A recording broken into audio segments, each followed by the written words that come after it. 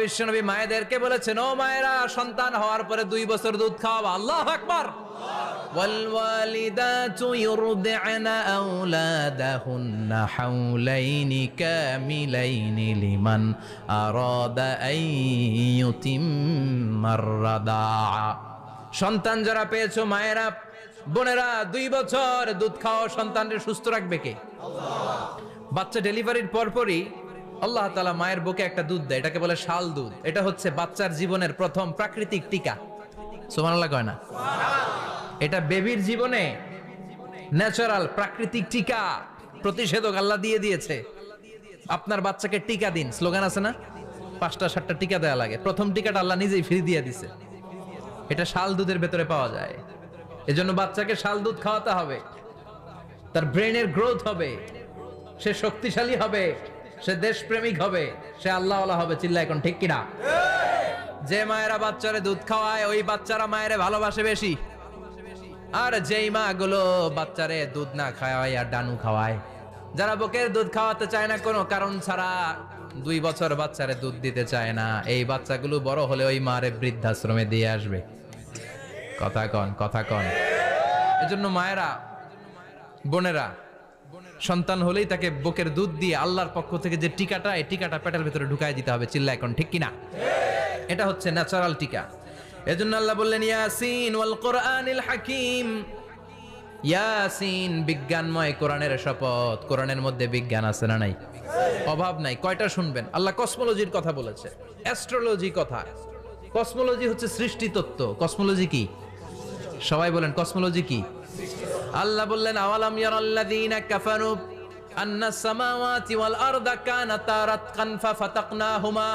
কাফেররা কি দেখে না মহাবিশ্বের সব কিছু একসাথে মিলে ঝিলে ছিল, বিশাল এক বিস্ফোরণের মাধ্যমে আমি মহাবিশ্ব তৈরি করেছি। সুবহানাল্লাহ। আদিতে, শুরুতে কিন্তু সব আকাশ, বাতাস, জমিন, চন্দ্র, সূর্য, নক্ষত্র, গ্রহ, নীহারিকা পুঞ্জ, গ্যালাক্সি, ব্ল্যাক হোল সবকিছু মিলেমিশে একসাথে ছিল। এটার ঘনত্ব ছিল খুব বেশি। মহাবিশ্বের সবকিছু ছিল একটা বিন্দু। এটাকে বিজ্ঞানীরা নাম দিয়েছে দ্য সিঙ্গুলারিটি, মহা একত্ব। এরপর একটা প্রচন্ড বিস্ফোরণের মধ্য দিয়ে মহাবিশ্ব সৃষ্টি হয়েছে। এটার ওরা নাম দিয়েছে বিগ ব্যাং থিওরি। কি নাম? স্টিফেন হকিং মারা গেছে না গত বছর নাকি? হ্যাঁ, বছর খানিক আগে মারা গিয়েছে। সবচেয়ে বড় পদার্থবিজ্ঞানী ছিল। সে একটা বই লিখেছে, from the brief history of time, a brief history of time from big bang two black hole. সেখানে সে প্রমাণ করেছে কোরআনের এই আয়াত, কানাতা রাতকান, মহাবিশ্বের সবকিছু একটা বিন্দু ছিল। চাঁদ, সূর্য, গ্রহ, তারা সবকি ছিল। কথা বলেন, সবাই বলেন। একটা মাত্র বিন্দু ছিল। আল্লাহ বলেন, don't the disbeliever observe that the heavens and earth were joined together, then I separated with a gigantic sound, explosion. সব একসাথে ছিল।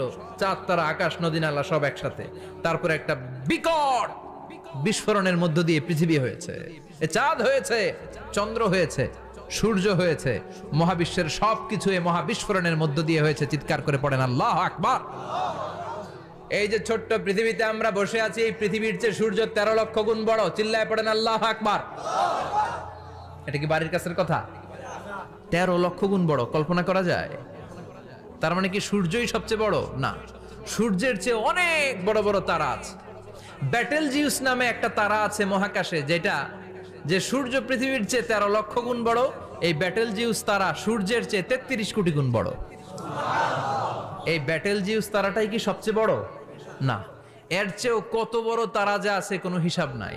এরকম বিশাল বিশাল তারা ঘুরতে ঘুরতে মাওয়াকিউন নুজুম, ব্ল্যাক হোল নামে একটা রেঞ্জ আছে। এই রেঞ্জের মধ্যে যদি ঢুকে যায়, ছোট্ট বাচ্চার মুখে চকলেট দিলে বাচ্চা যেমনি চকলেট চুষে খেয়ে ফেলে, এই বিশাল বিশাল তারাগুলো ব্ল্যাক হোলের মধ্যে ঢুকলে এক মুহূর্তের মধ্যে নিঃশেষ হয়ে যায়। চিল্লায় পড়েন আল্লাহু আকবার। এজন্য আল্লাহ বললেন, ফালা উকসিমু বিমাওয়াকিউন নুজুম। এই তারকা নিঃশেষ হওয়ার যে জায়গাটা, এই জায়গার কসম আমি কোরআনের মধ্যে খেলাম। এই ব্ল্যাক হোলের রেঞ্জের ভেতরে তারা আসলে মুহূর্তের মধ্যে নিঃশেষ বানিয়ে দেয় কে? একটা তারার চেয়ে আরেকটা তারা বড়। এরকম 1000 কোটি তারা মিলে আমাদের গ্যালাক্সি। এই গ্যালাক্সির নাম হচ্ছে মিল্কি ওয়ে। কি নাম? আমাদের গ্যালাক্সির নাম কি? সবাই বলেন তো। Milky way. কি নাম? এরকম একটা গ্যালাক্সি না, লক্ষ কোটি গ্যালাক্সি আছে। আমাদের গ্যালাক্সির পরে সবচেয়ে কাছের গ্যালাক্সির নাম অ্যান্ড্রোমেডা। কি নাম? এই অ্যান্ড্রোমেডা গ্যালাক্সি আমাদের গ্যালাক্সি থেকে 2.5 মিলিয়ন লাইট ইয়ার দূরে, মানে 25 লক্ষ লাইট ইয়ার। সুবহানাল্লাহ কইবেন না? আলোর গতি হচ্ছে পৃথিবীতে সবচেয়ে বেশি বর্তমান সময় পর্যন্ত, জানেন? সেকেন্ডে কত মাইল? 1,86,000 মাইল। এক সেকেন্ডে আলো ছুটে 1,86,000 মাইল বেগে।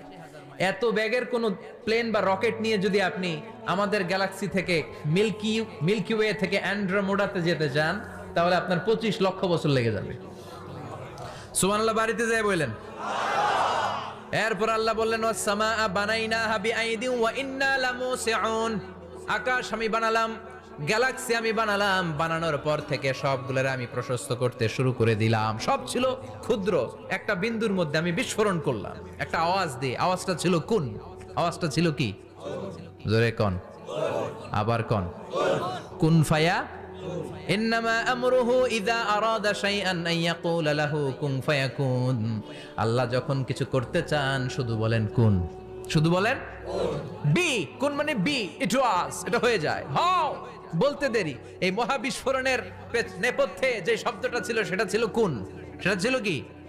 আল্লাহ কুন বলতে দেরি, মুহূর্তের মধ্যে বিগ ব্যাং, বিশাল এক্সপ্লোশন, তারপর থেকে মহাবিশ্ব ছড়াচ্ছে।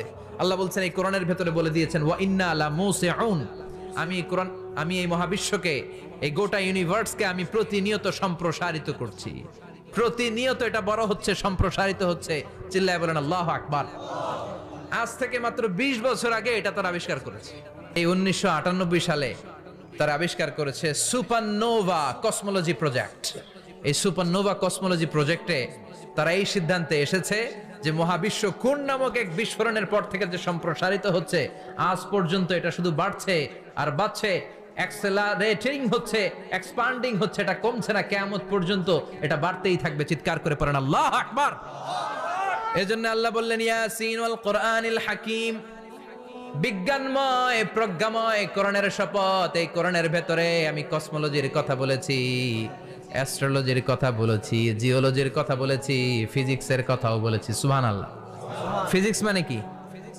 পদার্থ। পদার্থের সবচেয়ে বড় উপাদান হচ্ছে লোহা। লোহার কথা কিন্তু কোরআনে নাই। আছে? সূরাতুল হাদিদ, লোহার নামে একটা সূরাই দিয়েছে আল্লাহ কোরআনে। সুবহানাল্লাহ পড়বেন না? সূরার নাম সূরাতুল হাদিদ। সূরার নাম কি? চিল্লায় বলেন সূরার নাম সূরাতুল হাদিদ। হাদিদ মানে লোহা।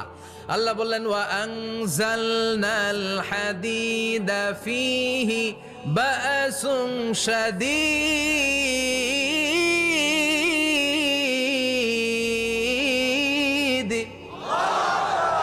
ওয়া আনজালনাল হাদিদ ফীহি বা'সুন শাদীদ। আমি লোহা নাজিল করলাম, আর লোহার ভেতরে আমি ভয়ঙ্কর শক্তি ঢুকাইয়া দিলাম। সুবহানাল্লাহ। ফিহি মানাফিউ লিন-নাস। লোহার ভেতরে মানুষের জন্য অনেক কল্যাণ আছে। সুবহানাল্লাহ। লোহা ছাড়া পৃথিবীতে কিছু হয়? আংটি বানাতে লোহার দরকার আছে না নাই? ঘড়ি বানাতে, গাড়ি বানাতে, বাড়ি বানাতে, মোবাইল বানাতে, হেলিকপ্টার, প্লেন, রকেট, মাইকের স্ট্যান্ড। সুবহানাল্লাহ কোন? এমন কোন জিনিস নাই যেটার মধ্যে লোহা লাগে না। এজন্য আল্লাহ বললেন, এই লোহার নামে আমি একটা সূরা ডেডিকেট করলাম, ওয়া আনজালনাল হাদিদ ফিহি বা'সুন শাদীদ। আমি লোহাকে নাজিল করেছি। আল্লাহ বলেছেন, খেয়াল করে শব্দটা শুনেন, ওয়া আনজালনাল হাদিদ। আমি লোহাকে উপর থেকে নাজিল করেছি। কি করেছি? কথা বলেন। তার মানে লোহা পৃথিবীতে ছিল না, নাজিল করছে কে? আল্লাহ। লোহা পৃথিবীতে ছিল? পৃথিবীতে ছিল। পৃথিবীতে থাকলে নাজিল করবেন কেন? এই যে কোরআনটা পৃথিবীতে আগে ছিল, নাজিল করছে কে? আল্লাহ। কোন ফেরেশতাকে দিয়ে? সাইয়েদনা জিবরাইল। কোন নবীর উপর? বিশ্বনবী মুহাম্মদুর রাসূলুল্লাহ। আল্লাহু আকবার।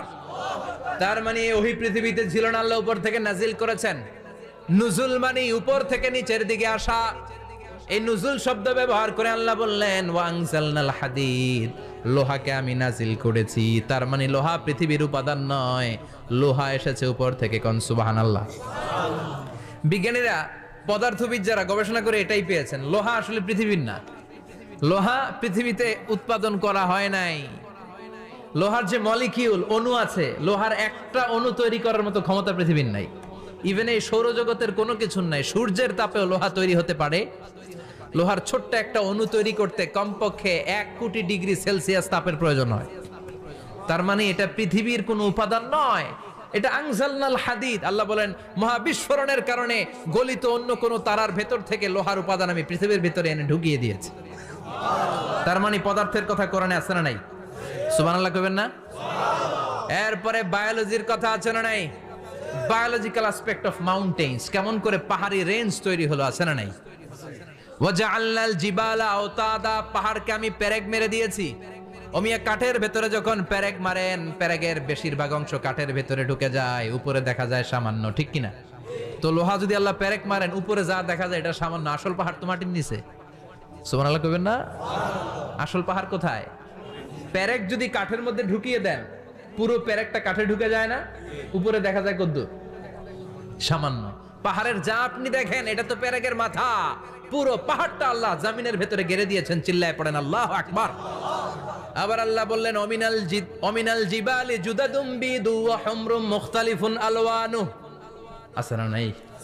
ওয়া গারাবিবু সুদ, আল্লাহ বলেন নানা রঙের পাহাড় পর্বত মহাবিশ্বে আমি তৈরি করেছি। কোন পাহাড় হচ্ছে রক্তিম বর্ণের, কোন পাহাড়কে বানিয়েছি আমি কৃষ্ণ বর্ণের, কোন পাহাড়কে বানিয়েছি আমি শুভ্র বর্ণের, কোন পাহাড়ের রং কালো, কোনটা সাদা, কোনটা নীল, আছে না নাই?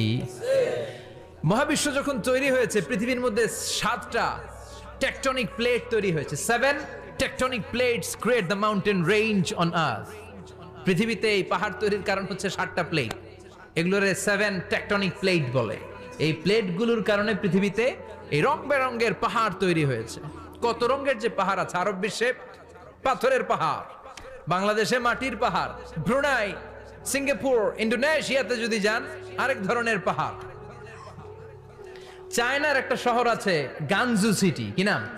এই গানজু সিটিতে একটা পাহাড় আছে রেইনবো মাউন্টেন, ওখানে 7 রঙের পাহাড় পাওয়া যায় এক জায়গায়। সুবহানাল্লাহ কইবেন না? রেইনবো মানে কি? রংধনু। রংধনুর কয় রং? কথা কন। ছোটবেলা আমরা মুখস্থ রাখতাম বেনিয়া সহকলা, বেতে বেগুনি, নিতে নীল, আতে আসমানি, শতে সাদা, হতে হলুদ, কতে কালো, লাতে লাল। সুবহানাল্লাহ নাই? মনে রাখার কি অসাধারণ পদ্ধতি। এই রেইনবো মাউন্টেন, রংধনুর 7 রঙের পাহাড় এক জায়গায় পাওয়া যায়। এখানে সাদা পাহাড়, এখানে সবুজ পাহাড়, এখানে নীল পাহাড়, ওখানে লাল পাহাড়, এখানে কালো পাহাড়। এই চায়নার গানজু সিটিতে আল্লাহ তাআলা 7 রঙের পাহাড় এক জায়গায় রেখেছেন। চিৎকার করে বলেন আল্লাহু আকবার। তার মানে বায়োলজির কথাও কোরআনের ভেতরে আছে না নাই? এরপর আল্লাহ বললেন কেমন করে আকাশ থেকে আমি পানি নাজিল করে, এটাও কোরআনে আছে না নাই? আমরা ছোটবেলা পড়েছি ওয়াটার সাইকেল, হাইড্রোলজিক্যাল সাইকেল, কেমন করে সূর্যের তীব্র তাপ সাগর থেকে পানিকে জলীয় বাষ্প করে উপসে নেয়, উপরে নিয়ে সেটাকে পুঞ্জীভূত করে দেয়, ঘনীভূত করে দেয়, মেঘ হয়ে যায়, সেখান থেকে ঝিরিঝিরি ঝিরিঝিরি বৃষ্টি পড়ে, আছে না নাই? আর ওই বৃষ্টির গান আমরা গাই, এই বৃষ্টি ভেজা রাতে তুমি চলে যেও না। ওই বৃষ্টি পেয়ে আল্লাহর কাছে দোয়া করে না? বিশ্বনবী বলেন রহমতের বৃষ্টির নিচে দাঁড়িয়ে কেউ যদি হাত তুলে দোয়া করে, ওই দোয়া কবুল করে কে? আল্লাহ। আবার আকাশের মধ্যে মেঘের ঘনঘটা দেখলে বিশ্বনবী পেরেশান হয়ে যেতেন, হয়রান হয়ে যেতেন, আর আল্লাহর কাছে বলতেন আল্লাহ এই মেঘ দিয়ে তুমি আমাদেরকে আযাব দিও না, তুমি আমাদেরকে গজব দিও না, তুমি আমাদেরকে শেষ করে দিও না, এই মেঘ থেকে তুমি আমাদেরকে রহমতের বৃষ্টি দাও। পড়ে না আমিন।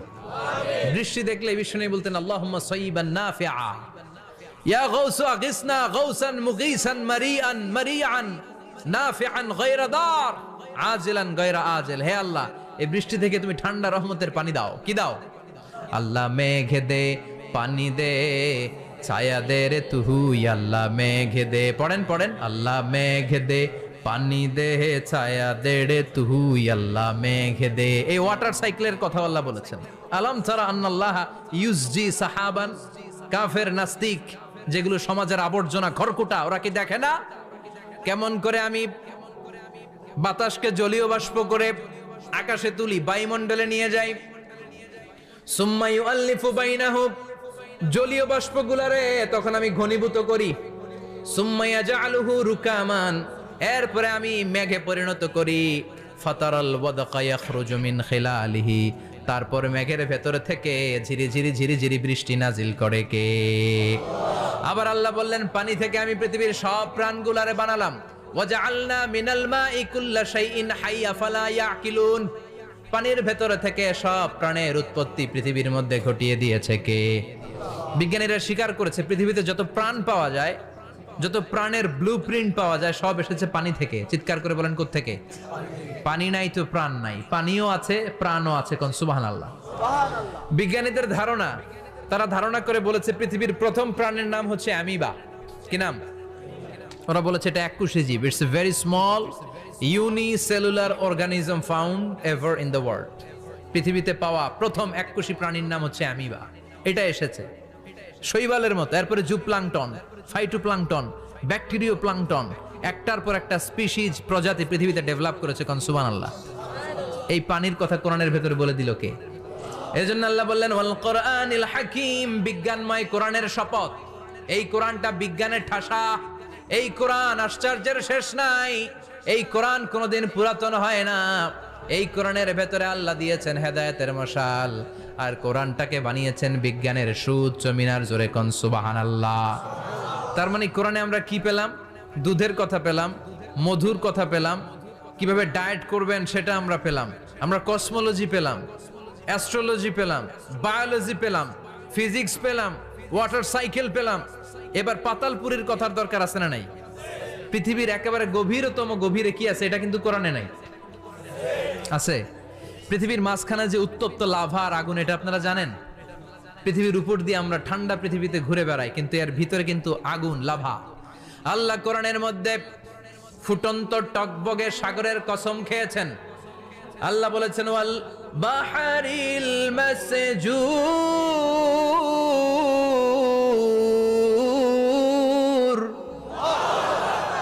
আমি কোরআনের ভেতরে ফুটন্ত টকবগে সাগরের পানির কসম খেলাম। পড়েন সুবহানাল্লাহ। সাগরের পানির, ফুটন্ত টকবগে সাগরের পানির কসম। সাগরের পানি আবার ফুটন্ত হয় কি করে? পানি কি হয়? ঠান্ডা। পানি কি? কথা বলেন। আল্লাহ পৃথিবীর ভেতরকার কথা চিন্তা করে বলেছেন, ওয়াল বাহরিল মাসজুর। ইউনাইটেড স্টেটস অফ আমেরিকার নেভাল একাডেমির সায়েন্টিস্টরা এই আয়াতের উপর রিসার্চ করেছে যে সাগরের ভেতরে আবার, এই ঠান্ডা পানির ভেতরে আবার উত্তপ্ত আগুনের লাভা আসলো কোত্থেকে। রিসার্চ করার জন্য তারা সাগরের ভেতরে পাইপ ঢুকিয়েছে। পাইপ ঢুকাতে ঢুকাতে অনেকগুলো লেয়ার তারা পার করেছে। রূপান্তর শিলার স্তর, পাললিক শিলার স্তর, আগ্নেয়গিরির শিলার স্তর, মার্বেল পাথরের অনেকগুলো শিলার স্তর পেরিয়ে যাওয়ার পরে তারা পাইপ ঢুকানোর পরে দেখতে পেয়েছে পাইপগুলো গলে যায়। পাইপগুলো কি হয়? তার মানে ভিতরে কি আছে? গত কয়েক মাস আগে জাপানে কিছু জিওলজিস্ট, ভূতত্ত্ববিদ, তারা গবেষণা করে পৃথিবীর এক মাথা থেকে আরেক মাথায় যেতে চাচ্ছে, মানে প্রতিপাদ স্থান। বাংলাদেশের এখান থেকে ছিদ্র করলে আপনি দক্ষিণ আমেরিকার চিলির সান্টিয়াগোতে যেয়ে উঠবেন। কথা বুঝতে পেরেছেন? তার মানে বাংলাদেশের প্রতিপাদ স্থান হচ্ছে দক্ষিণ সাউথ আমেরিকার চিলির সান্টিয়াগো। আবার ইন্ডিয়া থেকে ছিদ্র করতে করতে পৃথিবীর আরেক মাথা দিয়ে উঠবেন। সুবহানাল্লাহ বলেন। এটা তারা শুরু করেছে, কিন্তু এখনো সফল হয় নাই। ইউএস এর নেভাল একাডেমির সায়েন্টিস্টরা পাইপ ঢুকাতে ঢুকাতে দেখে একটা পর্যায় শেষে পাইপ আর ঢুকানো যায় না। পাইপগুলো পৃথিবীর ভেতরে যেতে যেতে গলে গলে পানি হয়ে যায়। সুবহানাল্লাহ কইবেন না? এই রিসার্চ প্রজেক্টের যিনি চিফ, উনি বললেন, bring the water proof pipe from America. America থেকে ওয়াটার প্রুফ পাইপ নিয়ে আস। আমার এমন পাইপ লাগবে গবেষণা করার জন্য যে পাইপ আগুনে জ্বলে না। ওয়াটার প্রুফের মধ্যে আগুন লাগালে আগুন ধরবে? বুলেট প্রুফে বুলেট মারলে বুলেট ঢুকবে? মাননীয় প্রধানমন্ত্রী শেখ হাসিনা যে গাড়িতে করে চড়ে, এটা বুলেট প্রুফ কার? গুলি মারলে ঢুকবে? আবার গুলি মারতে যায় না, 14 গোষ্ঠী উদ্ধার করে ছাড়বে আপনার। খবরদার। তো আমেরিকা থেকে ফায়ার প্রুফের পাইপ নিয়ে আসা হলো। নেভাল একাডেমির চিফ সায়েন্টিস্ট পাইপ ঢুকাতে আরম্ভ করলেন। ঢুকাতে ঢুকাতে পৃথিবীতে কিন্তু অনেকগুলো স্তর আছে। এই যে বালু মাটি, সব কিন্তু বালু মাটি নয়। আপনি খুঁড়তে খুঁড়তে পেয়ে যাবেন পাললিক শিলা, এরপরে রূপান্তরিত শিলা, এরপরে মার্বেল পাথরের শিলা, এরপরে শুরু হবে গরম আগ্নেয়গিরির শিলা। ওই শিলার ভেতরে এমন আগুন আল্লাহ রেখেছে, নেভাল একাডেমির সায়েন্টিস্টরা ফায়ার প্রুফের পাইপ ঢুকাতে ঢুকাতে একটা লেভেল যাওয়ার পরে দেখে যে ফায়ার প্রুফের পাইপও গলে গলে মুহূর্তে পানি হয়ে যায়। তার মানে ভেতরে এমন আগুন আল্লাহ রেখেছে, ওই আগুনের তুলনায় পৃথিবীর আগুনের মতো নয়, ওই আগুনটাই জাহান্নামের আগুন। আবার বিজ্ঞানীরা গবেষণা করে ওই আগুনের মধ্যে মানুষের চিৎকার শুনেছে। এজন্য হাদিসে এসেছে আল্লাহর ওলিরা, মুমিন বান্দারা মারা গেলে তাদের রূহগুলো আকাশে চলে যায়, ইল্লিনে চলে যায়। আর কাফের মুশরিক আর নাস্তিক গুলো মারা গেলে তাদের আত্মাগুলো পৃথিবীর মাঝখানে সিজ্জিনে চলে যায়। ওই সিজ্জিনের ভেতরে আগুন আছে না নাই? চিল্লায় বলেন। তার মানে পাতালপুরীর কথাও আছে, সাগরের কথাও আছে, আকাশের কথাও আছে। কেমন করে দুনিয়াতে আমরা আসলাম সেটাও আছে। এমব্রয়োলজি, ভ্রূণ তত্ত্বের কথা কোরআনে আছে না নাই? পৃথিবীতে আল্লাহ কয়েক সিস্টেমে মানুষ বানালেন। সৈয়দনা আদমকে বানালেন, মাও নাই বাবাও নাই। সৈয়দনা আদম আলাইহিস সালামের বাবার নাম কি? মায়ের নাম কি? মাও নাই বাবাও নাই। আবার সৈয়দনা ঈসা আলাইহিস সালামকে আল্লাহ তৈরি করলেন, শুধু মা আছে বাবা নাই। আবার আমাদের সবাইকে আল্লাহ বানালেন, মাও আছে বাবাও আছে, ঠিক কি না? এরপরে ছোট্ট এক ফোঁটা নাপাক থেকে আল্লাহ আমাদেরকে বানালেন। এই এক ফোঁটা বীর্যের মধ্যে যে প্রাণ আছে, এটা দুজন বিজ্ঞানী আবিষ্কার করেছে। লিয়েন হুক মাইক্রোস্কোপ যন্ত্র দিয়ে তারা বীর্যের মধ্যে, স্পার্ম ড্রপের মধ্যে গবেষণা করে পেয়েছে যে ওখানে কি যেন নড়ে। ওই এক ফোঁটা ড্রপের মধ্যে কি যেন নড়ে। সেখান থেকে ওরা আবিষ্কার করেছে স্পার্মের ভেতরে, শুক্রাণুর ভেতরে প্রাণের অস্তিত্ব আছে। এক ফোঁটা স্পার্মে, এক ফোঁটা বীর্যের মধ্যে 20 কোটি যদি শুক্রাণু না থাকে, ওই স্পার্ম থেকে আল্লাহ বেবি দেয় না, সন্তান দেয় না। সুবহানাল্লাহ কোন?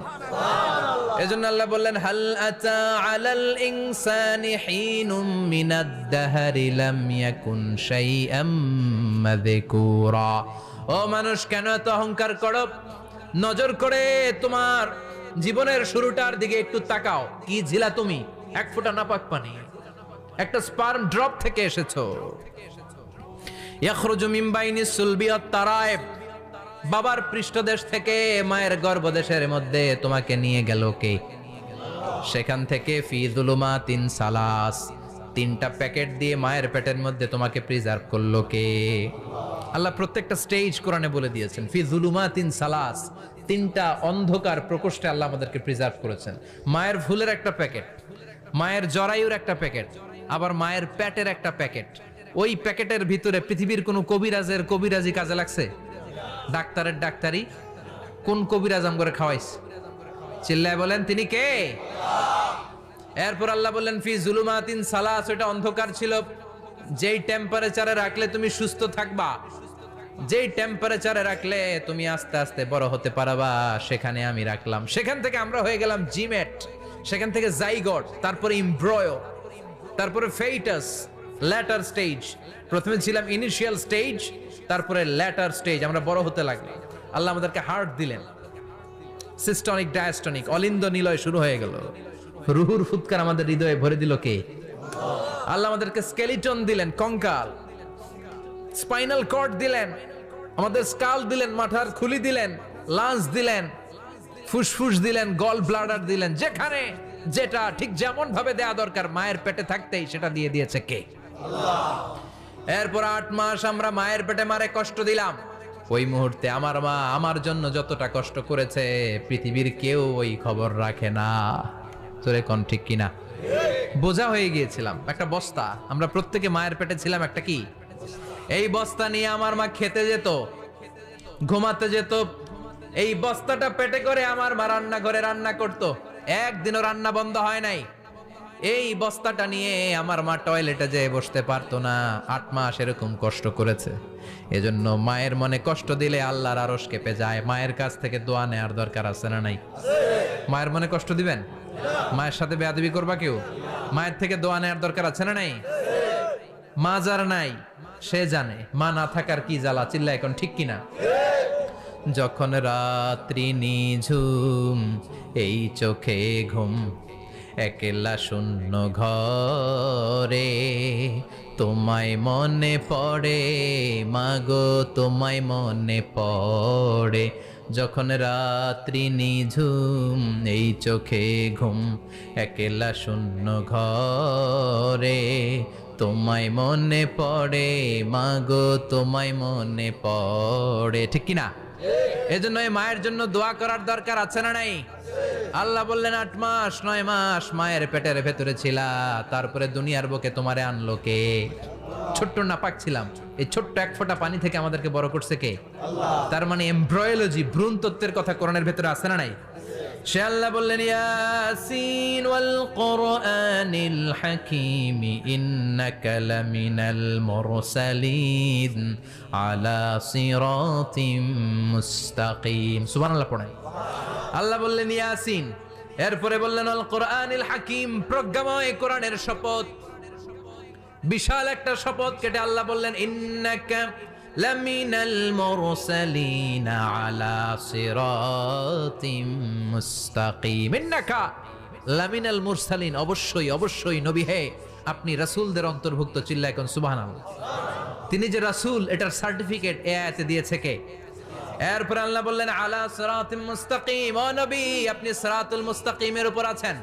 যেই দোয়াটা প্রতিটা নামাজের মধ্যে প্রতিদিন প্রত্যেক রাকাতে সূরা ফাতিহাতে আমরা পড়ি, ইহদিনাস সিরাতাল মুস্তাকিম। ও Allah, show us the right path, show us the correct path, আপনি আমাদেরকে সোজা পথ দেখান। আল্লাহ এখানে সার্টিফিকেট দিলেন, নবী গো লক্ষাধিক পয়গম্বর যে আমি পেয়েছি তাদের শ্রেষ্ঠতম রাসূল করে আমি আপনাকে প্রেরণ করেছি, আর হেদায়েতের সুউচ্চ মশাল দিয়ে আমি আপনাকে সিরাতুল মুস্তাকিমের উপর রেখেছি। চিল্লায় পড়েন আল্লাহু আকবার। এই জন্য বিজ্ঞানময় কোরআনের সাথে নিজেদের সম্পর্ক বাড়ানোর দরকার আছে না নাই? কোরআন পড়লে দুনিয়া এবং আখিরাতে মর্যাদা বাড়ায় দিবে কে? কোরআনের আইন দিয়ে সমাজটারে সাজানোর দরকার আছে না নাই? কোরআন দিয়ে আমাদের সমাজটা সমৃদ্ধ হোক আমরা চাই কি চাই না?